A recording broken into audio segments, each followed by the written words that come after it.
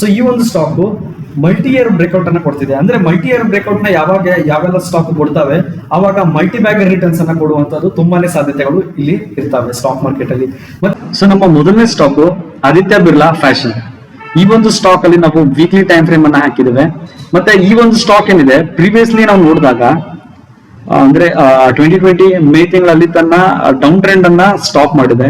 So ಅದಾದ್ಮೇಲೆ market ಏನ್ ಮಾಡ್ತಿದೆ, ಹೈಯರ್ ಹೈಸ್ ನ ಕ್ರಿಯೇಟ್ ಮಾಡ್ತಾ ಮೇಲ್ಗಡೆ ಬರ್ತಿದೆ, ರೈಟ್. ಸೊ ಇಲ್ಲಿವರೆಗೂ ಹೀಗೆ ಮೇಲ್ಗಡೆ ಟ್ರೆಂಡ್ ಅನ್ನ ತಗೊಂಡ್ ಬಂತು. ಅದಾದ್ಮೇಲೆ ನೋಡ್ಬೋದು ಸ್ಟಾಕ್ ಏನ್ ಮಾಡಿದೆ ಅಂದ್ರೆ ಇಲ್ಲಿ ಒಂದು ಹೈ ಅನ್ನ ಕ್ರಿಯೇಟ್ ಮಾಡಿದೆ.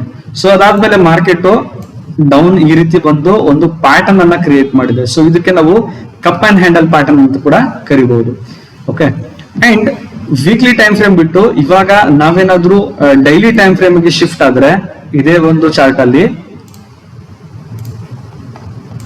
ನಮ್ಗೆ ಏನಂತಂದ್ರೆ ಈ ಒಂದು ಕಪ್ ಅಂಡ್ ಹ್ಯಾಂಡಲ್ ಪ್ಯಾಟರ್ನ್ ಏನಿದೆ ಈ ರೀತಿ ಫಾರ್ಮೇಶನ್ ಆಗಿದ್ದು, ಈ ಒಂದು ಹ್ಯಾಂಡಲ್ ಏನಿದೆ ಈ ಹ್ಯಾಂಡಲ್ ಕೂಡ ನಮ್ಗೆ ಡೈಲಿ ಟೈಮ್ ಫ್ರೇಮ್ ನಲ್ಲಿ ನೋಡಿದಾಗ ಇದು ಕೂಡ ಒಂದ್ ರೀತಿ ನಮ್ಗೆ ಕಪ್ ತರಾನೇ ಕಾಣಿಸುತ್ತೆ, ಕಪ್ ಅಂಡ್ ಹ್ಯಾಂಡಲ್ ಅಲ್ಲಿ ಕಪ್ ತರಾನೇ ಕಾಣಿಸುತ್ತೆ. ಸೊ ಹಾಗಾಗಿ ಇಲ್ಲಿ ಆಲ್ರೆಡಿ ಬ್ರೇಕ್ಔಟ್ ಆಗಿದೆ ಮಾರ್ಕೆಟ್, ಪ್ಲಸ್ ಇವಾಗ್ಲೂ ಕೂಡ ನೆಕ್ಸ್ಟ್ ಮತ್ತೆ ಬ್ರೇಕ್ಔಟ್ ಆಯ್ತು ಅಂತಂದ್ರೆ ಆರಾಮಾಗಿ ನಾವು ಇಲ್ಲಿ ಅಗೇನ್ ಒಂದು ಪುಲ್ ಬ್ಯಾಕ್ ಜೊತೆಗೆ ಎಂಟ್ರಿನ ತಗೋಬಹುದು. ಮತ್ತೆ ನಮ್ ಸ್ಟಾಪ್ ಲಾಸ್ ಆಗಿರುತ್ತೆ ಎಲ್ಲಿ ಅಂತಂದ್ರೆ ಈ ಒಂದು ಕ್ಯಾಂಡಲ್ ನ ಲೋ ಅಂತಂದ್ರೆ ಹತ್ರ 341 ನಮ್ಮ ಸ್ಟಾಪ್ ಲಾಸ್ ಆಗಿರುತ್ತೆ. ಮತ್ತೆ ಎಂಟ್ರಿ ಪಾಯಿಂಟ್ 360 ಅಬೌವ್ ಹೋಯ್ತು ಅನ್ಕೊಳ್ಳಿ. ಸೊ 359 ಬ್ರೇಕ್ಔಟ್ ಆಗಿದೆ. ಸೊ 360 ಅಬೌವ್ ಮಾರ್ಕೆಟ್ ಏನಾದ್ರು ಹೋಯ್ತು ಅಂತಂದ್ರೆ ಆರಾಮಾಗಿ ನಾವು ಇಲ್ಲಿ ಎಂಟ್ರಿನ ತಗೋಬಹುದು. ಮತ್ತೆ ಎಂಟ್ರಿ ತಗೊಳಕ್ಕೆ ಇನ್ನೊಂದು ರೀಸನ್ ಏನಂತಂದ್ರೆ ಈ ಒಂದು ವಾಲ್ಯೂಮ್ ಅನ್ನ ನೋಡಿದ್ರೆ, ಓಕೆ, ಇಲ್ಲಿ ಎಂಟೈರ್ಲಿ ವಾಲ್ಯೂಮ್ಸ್ ಏನಾಗಿತ್ತು ನಾರ್ಮಲ್ ಆಗಿತ್ತು, ಇಲ್ಲಿ ಏನಾಗ್ತಿದೆ ಅಂತಂದ್ರೆ ವಾಲ್ಯೂಮ್ ಸ್ವಲ್ಪ ಜಾಸ್ತಿನೇ ತೋರಿಸ್ತಾ ಇದೆ. ಓಕೆ, ಈ ಒಂದು ಪಾಯಿಂಟ್ ಅಲ್ಲಿ ವಾಲ್ಯೂಮ್ ಏನಿದೆ ಸ್ವಲ್ಪ ಜಾಸ್ತಿ ಇದೆ. ಹಾಗಾಗಿ ಇದು ಬೆಸ್ಟ್ ಆಗಿರುವಂತ ಎಂಟ್ರಿ. ಅಂಡ್ ಟಾರ್ಗೆಟ್ ಎಲ್ಲಿವರೆಗೂ ಇಟ್ಕೋಬೇಕು ಹಾಗಿತ್ತಂದ್ರೆ, ಸೊ ಟಾರ್ಗೆಟ್ ಅನ್ನ ನೋಡೋದಾದ್ರೆ ಇಲ್ಲಿ ನೋಡ್ಬೋದು. ಸೊ ಇಲ್ಲಿಂದ ಇಲ್ಲಿಗೆ ಫಸ್ಟ್ ಸೇಫ್ ಆಗಿ ನಾವು ಈ ಒಂದು ಲೆವೆಲ್ ವರೆಗೂ ಇಟ್ಕೋಬಹುದು. ಅಂದ್ರೆ ಅರೌಂಡ್ 40% ನಮ್ದು ಟಾರ್ಗೆಟ್ ಆಗಿರುತ್ತೆ. ಅಂಡ್ ಎಂಟ್ರಿ ಪಾಯಿಂಟ್ ಇಲ್ಲಿ ಆಗಿರೋದ್ರಿಂದ ಸೊ ಇಲ್ಲಿಂದ 40% ಅಂದ್ರೂ ಕೂಡ 508. ಓಕೆ, ಸೊ ಅರೌಂಡ್ ನೀವು 500 ಅಥವಾ 505 ಅಥವಾ 510 ಈ ರೀತಿ ಬಂತಂದ್ರೂ ಕೂಡ ಆರಾಮಾಗಿ ನಿಮ್ ಪ್ರಾಫಿಟ್ ಅನ್ನ ಬುಕ್ ಮಾಡ್ಕೋಬಹುದಾಗಿದೆ. ಈ ಒಂದು ಸ್ಟಾಕ್ ಅನ್ನು ನೋಡಿ ಯಾವ ರೀತಿ ಮೂವ್ಮೆಂಟ್ ಅನ್ನ ಇಲ್ಲಿ ಅಪ್ ಟ್ರೆಂಡ್ ಅಲ್ಲಿ ಕೊಡ್ತಾ ಇದೆ ಅಂತ. ಅಂಡ್ ಈಗ ಈ ಒಂದು ಸ್ಟಾಕ್ ನ ವೀಕ್ಲಿ ಟೈಮ್ ಫ್ರೇಮ್ ಅನ್ನ ಹಾಕಿದ್ದೇವೆ. ಮತ್ತೆ ನೀವು ಸ್ಟಾಕ್ ಅನ್ನ ನೋಡಬಹುದು ಯಾವ ರೀತಿ ಹೈಯರ್ ಹೈಸ್ ನ ಕ್ರಿಯೇಟ್ ಮಾಡಿ ಒಂದು ಹೈಯರ್ ಲೋ ನ ಕ್ರಿಯೇಟ್ ಮಾಡ್ತಿದೆ, ಮತ್ತೆ ಹೈಯರ್ ಹೈ ನ ಕ್ರಿಯೇಟ್ ಮಾಡಿ ಹೈಯರ್ ಲೋ ನ ಕ್ರಿಯೇಟ್ ಮಾಡ್ತಿದೆ, ಮತ್ತೆ ಹೈಯರ್ ಹೈ ಕ್ರಿಯೇಟ್ ಮಾಡಿ ಹೈಯರ್ ಲೋ ಕ್ರಿಯೇಟ್ ಮಾಡ್ತಿದ್ದಾನೆ. ಸೊ ಇಲ್ಲಿ ನಾವು ಸ್ವಲ್ಪ ಅಬ್ಸರ್ವೇಷನ್ ಮಾಡಿದ್ರೆ ಇಲ್ಲಿ ನೋಡಬಹುದು ಮಾರ್ಕೆಟ್ ಯಾವಾಗೆಲ್ಲ ರೈಸ್ ಆಗಿದ್ದು ಅಂದ್ರೆ ರೈಸಿಂಗ್ ಲೆಗ್ಸ್ ತುಂಬಾನೇ ದೊಡ್ಡದಾಗಿದ್ದಾವೆ ನೋಡ್ಬೋದು. ಅಂಡ್ ಅದೇ ರೀತಿ ಫಾಲಿಂಗ್ ಲೆಗ್ಸ್ ಏನಿದ್ದಾವೆ ಅವು ತುಂಬಾನೇ ಚಿಕ್ಕದಾಗಿದ್ದಾವೆ. ಸೊ ಈ ಒಂದು ಬೇಸ್ ಮೇಲೆ ನಾವು ನೋಡ್ಬೋದು ಈಗ ಆಫ್ಟರ್ ಈ ಒಂದು ಫಾಲ್ ಆದ್ಮೇಲೆ ಮಾರ್ಕೆಟ್ ಮತ್ತೆ ಮೇಲ್ಗಡೆ ಹೋಗ್ತಿದ್ದಾನೆ. ಅಂಡ್ ಇದನ್ನೇ ನಾವು ಡೈಲಿ ಟೈಮ್ ಫ್ರೇಮ್ ಅಲ್ಲಿ ಹಾಕಿ ನೋಡಿದ್ರೆ ಡೈಲಿ ಚಾರ್ಟ್ ಅಲ್ಲಿ ನಮ್ಗೆ ಈ ರೀತಿ ಒಂದು ಪ್ಯಾಟರ್ನ್ ಕಾಣ್ತಿದೆ. ಮತ್ತೆ ಇಲ್ಲಿ ನೋಡ್ಬೋದು ನಮ್ಗೊಂದು ಗೊತ್ತಿದೆ ಏನಂತಂದ್ರೆ ಮಾರ್ಕೆಟ್ ಯಾವಾಗೆಲ್ಲ ಡೌನ್ ಟ್ರೆಂಡ್ ಇರುತ್ತೋ ಸೊ ಅದಾದ್ಮೇಲೆ ಒಂದು ಈ ರೀತಿ ರೌಂಡ್ ಅನ್ನ ಕ್ರಿಯೇಟ್ ಮಾಡಿದ್ರೆ ಅದಕ್ಕೆ ನಾವು ರೌಂಡಿಂಗ್ ಬಾಟಮ್ ಅಂತ ಕರಿತೇವೆ. ಸೊ ಅದಾದ್ಮೇಲೆ in case market up trend ಇದ್ದಾಗ ಈ ರೀತಿ ಒಂದು ರೌಂಡಿಂಗ್ ಬಾಟಮ್ ಅನ್ನ ಕ್ರಿಯೇಟ್ ಮಾಡಿತು ಅಂದ್ರೆ ಅದಕ್ಕೆ ನಾವು ಬುಲ್ಲಿಶ್ ಬೇಜಿಂಗ್ ಪ್ಯಾಟರ್ನ್ ಅಂತ ಕರಿತೇವೆ. ಸೊ ಇಲ್ಲಿ ನೋಡ್ಬೋದು ಬುಲ್ಲಿಶ್ ಬೇಜಿಂಗ್ ಪ್ಯಾಟರ್ನ್ ಕಂಟಿನ್ಯೂಸ್ ಆಗಿ ಆಗ್ತಿದೆ.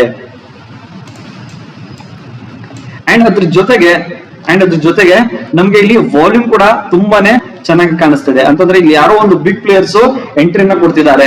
ಸೊ ಹಾಗಾಗಿ ನಾವು ಈ ಒಂದು ಲೈನ್ ಏನಿದೆ ಆ ಲೈನ್ ಅನ್ನ ಕ್ರಾಸ್ ಆಯ್ತು ಅಂತಂದ್ರೆ ಆರಾಮಾಗಿ ಎಂಟ್ರಿಯನ್ನ ತಗೋಬಹುದು. ಅಂಡ್ ನಮ್ಮ ಸ್ಟಾಪ್ ಲಾಸ್ ಏನಾಗಿರುತ್ತೆ ಈ ಒಂದು ಕ್ಯಾಂಡಲ್ ನ ಲೋ ಆಗಿರುತ್ತೆ. ಅಂತಂದ್ರೆ ನೀವು ಅರೌಂಡ್ 4410 ಮೇಲ್ಗಡೆ ಆರಾಮಾಗಿ ಎಂಟ್ರಿನ ತಗೋಬಹುದು ಇಕ್ವಿಟಿ ಮಾರ್ಕೆಟ್ ಅಲ್ಲಿ. ಅಂಡ್ 4146 ನಿಮ್ಮ ಸ್ಟಾಪ್ ಲಾಸ್ ಆಗಿರುತ್ತೆ. ಅಂಡ್ ಮತ್ತೆ ನಿಮ್ಮ ಟಾರ್ಗೆಟ್ ಬಂದ್ಬಿಟ್ಟು ಇಕ್ವಿಟಿ ಮಾರ್ಕೆಟ್ ಅಲ್ಲಿ ನೋಡೋದಾದ್ರೆ ಈ ರೀತಿ. ಸೊ ಇಲ್ಲಿಂದ ಇಲ್ಲಿವರೆಗೂ ನೋಡಿದ್ರೆ ಆರಾಮಾಗಿ ಸೊ ಅರೌಂಡ್ 17% ನಿಮ್ಮ ಟಾರ್ಗೆಟ್ ಇಲ್ಲಿ ಕಾಣಿಸ್ತಿದೆ. ಸೊ ಎಂಟ್ರಿ ಪಾಯಿಂಟ್ ಇಂದ 17% ಅಂತಂದ್ರೆ 5183ಕ್ಕೆ ನೀವು ಆರಾಮಾಗಿ ಎಕ್ಸಿಟ್ ಆಗಬಹುದು. ಅಥವಾ ನಿಮ್ಮ ಪ್ರೈಸ್ ಆಕ್ಷನ್ ಚೆನ್ನಾಗಿತ್ತು ಅಂತಂದ್ರೆ ಮತ್ತೆ ನೀವು 9 EMI ಅನ್ನ ಹಾಕ್ಬಿಟ್ಟು ನಿಮ್ಮ ಸ್ಟಾಪ್ ಲಾಸ್ ಅನ್ನ ಟ್ರೈಲ್ ಮಾಡಿ ಅಗೇನ್ ಪ್ರಾಫಿಟ್ ಅನ್ನ ಚೆನ್ನಾಗಿ ಬುಕ್ ಮಾಡಬಹುದು. ಮತ್ತೆ ಈ ಒಂದು ಸ್ಟಾಕ್ ನಮಗೆ F&O ಸೆಗ್ಮೆಂಟ್ ಅಲ್ಲಿ ಇರೋದ್ರಿಂದ ನಾವು ಈ ಒಂದು ಸ್ಟಾಕ್ ಅನ್ನ ವಾಚ್ ಲಿಸ್ಟ್ ಅಲ್ಲಿ ಇಟ್ಕೊಳ್ಬೇಕಾಗೇ ಆಗುತ್ತೆ. ಸೊ ಇವಾಗ ನಾವು ನೋಡ್ತಾ ಇರೋದು ಥರ್ಡ್ ಸ್ಟಾಕ್ ಆಗಿರುವಂತಹ IIFL ಸೆಕ್ಯೂರಿಟೀಸ್ ಲಿಮಿಟೆಡ್. ಈ ಒಂದು ಸ್ಟಾಕ್ ಡೈಲಿ ಟೈಮ್ ಫ್ರೇಮ್ ಅಲ್ಲಿ ಸಿಕ್ಕಾಪಟ್ಟೆ ಅಪ್ ಟ್ರೆಂಡ್ ಅನ್ನ ಕೊಟ್ಟು ಮೂವ್ಮೆಂಟ್ ಚೆನ್ನಾಗಿ ಕೊಟ್ಟಿತ್ತು. ಸೊ ಅದಾದ್ಮೇಲೆ ಒಂದ್ ಸ್ವಲ್ಪ ಪುಲ್ ಬ್ಯಾಕ್ ತಗೊಂಡು ಮತ್ತೆ ಮಾರ್ಕೆಟ್ ಏನಾಯ್ತು ಈ ರೀತಿ ಮೇಲ್ಗಡೆ ಹೋಗುವಾಗ ಒಂದಲ್ಲಿ ರೆಕ್ಟಾಂಗಲ್ ಬಾಕ್ಸ್ ಅನ್ನ ಕ್ರಿಯೇಟ್ ಮಾಡಿದೆ. ಸೊ ರೆಕ್ಟಾಂಗಲ್ ಬಾಕ್ಸ್ ಅನ್ನ ಕ್ರಿಯೇಟ್ ಮಾಡಿ ಅದನ್ನ ಬ್ರೇಕ್ಔಟ್ ಆದ್ಮೇಲೆ ಮತ್ತೆ ಒಂದು ಒಳ್ಳೆ ಮೂವ್ಮೆಂಟ್ ಅನ್ನ ಕೊಟ್ಟಿದೆ. ಓಕೆ, ಸೊ ಅದಾದ್ಮೇಲೆ ನೋಡ್ಬೋದು ಮತ್ತೆ ಮಾರ್ಕೆಟ್ ಏನ್ ಮಾಡಿದೆ ಅಂದ್ರೆ ಇಲ್ಲಿ ಒಂದು ಪ್ಯಾಟರ್ನ್ ಅನ್ನ ಕ್ರಿಯೇಟ್ ಮಾಡಿದೆ. ಯಾವ ಪ್ಯಾಟರ್ನ್ ಅಂತಂದ್ರೆ ಬುಲ್ಲಿಶ್ ಬೇಜಿಂಗ್ ಪ್ಯಾಟರ್ನ್ ಅನ್ನ ಕ್ರಿಯೇಟ್ ಮಾಡಿದೆ. ಸೊ ಇಲ್ಲಿ ಬ್ರೇಕ್ ಆದ್ಮೇಲೆ ಸಿಕ್ಕಾಪಟ್ಟೆ ಮತ್ತೆ ಒಂದು ರ್ಯಾಲಿಯನ್ನ ಕೂಡ ನಮ್ಗೆ ಕೊಟ್ಟಿದೆ. ನೋಡ್ಬೋದು ಮಾರ್ಕೆಟ್ ಏನ್ ಮಾಡಿದೆ, ಇಲ್ಲಿ ಒಂದು ಹೈ ಅನ್ನ ಕ್ರಿಯೇಟ್ ಮಾಡಿ ವಾಪಸ್ ಕೆಳಗಡೆ ಬಂದು ಮತ್ತೆ ಅದು ವಾಪಸ್ ಆ ಹೈ ಹತ್ರನೇ ಹೋಗಿದ್ದಾನೆ. ಒಂದು ಸ್ವಿಂಗ್ಸ್ ಲೋ ಅನ್ನ ನೋಡ್ಬೋದು. ಮಾರ್ಕೆಟ್ ಏನ್ ಮಾಡಿದೆ, ಕೆಳಗಡೆ ಕ್ಲೋಸಿಂಗ್ ಅನ್ನ ಕೊಟ್ಟೆ, ಮತ್ತೆ ಅದಾದ್ಮೇಲೆ ಆ ಸ್ವಿಂಗ್ ಲೆವೆಲ್ ಅನ್ನ ಮತ್ತೆ ಮೇಲ್ಗಡೆ ಒಯ್ದು ಸ್ವಲ್ಪ ಕ್ರಿಯೇಟ್ ಮಾಡಿದ್ದಾನೆ. ಅದಾದ್ಮೇಲೆ ಮತ್ತೆ ಮೇಲ್ಗಡೆ ಒಂದು ಸ್ವಿಂಗ್ ಲೆವೆಲ್ ಅನ್ನ ಮೇಲ್ಗಡೆನೆ ಒಯ್ತಿದ್ದಾನೆ.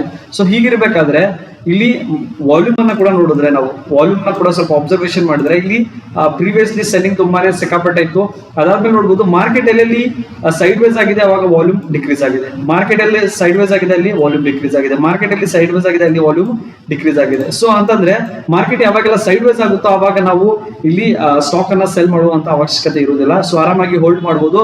ಮತ್ತೆ ಆರಾಮಾಗಿ ನಾವು ಇಲ್ಲಿ ಈ ಒಂದು ಬ್ರೇಕ್ಔಟ್ ಆದ ತಕ್ಷಣ ಎಂಟ್ರಿಯನ್ನ ತಗೊಂಡ್ರೆ ನಮ್ಮ ಸ್ಟಾಪ್ ಲಾಸ್ ಆಗಿರುತ್ತೆ 321, ಮತ್ತೆ ನಮ್ಮ ಎಂಟ್ರಿ ಪಾಯಿಂಟ್ ಆಗಿರುತ್ತೆ ಅಬೌವ್ 348. ಸೊ 348 ಮೇಲೆ ಯಾವಾಗಾದ್ರೂ ಎಂಟ್ರಿ ತಗೋಬಹುದು. ಸೊ ಮತ್ತೆ ನಮ್ಮ ಟಾರ್ಗೆಟ್ ಏನಾಗಿರುತ್ತೆ ಅಂತಂದ್ರೆ ಈ ಒಂದು ಸ್ವಿಂಗ್ ಲೋ ಆಗಿರುತ್ತೆ.